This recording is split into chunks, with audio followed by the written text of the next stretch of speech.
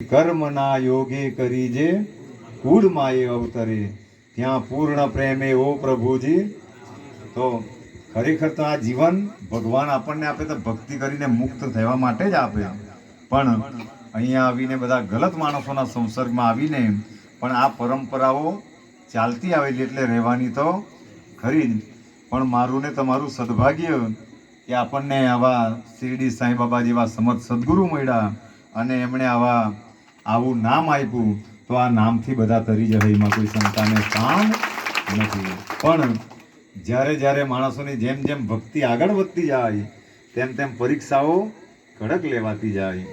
જો કોઈ વાર માણસો એવો વિચાર કરે કે મેં આટલી ભક્તિ કરું તો પણ મારે પર આટલી તકલીફો પડવા નહીં, કારણ કે તકલીફ વગર માણસો શીખી શકતા. જેમ જેમ તમે ભક્તિમાં ઊંડા જશે તેમ તેમ પરીક્ષાઓ કડક આવતી જશે.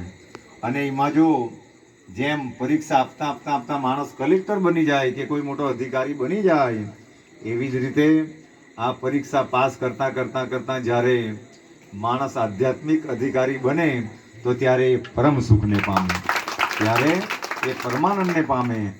જેમ ચૈતન્ય મહાપ્રભુજી પણ ગાતા ગાતા નીકળતા તો એ લોકો વડીલ થઈ ગયેલા હતા, કરચલીઓ વળી ગયેલી હતી, પણ હરે કૃષ્ણની ધૂન ગાતા ગાતા ભગવાન જેવા દિવ્ય થઈ ગયેલા.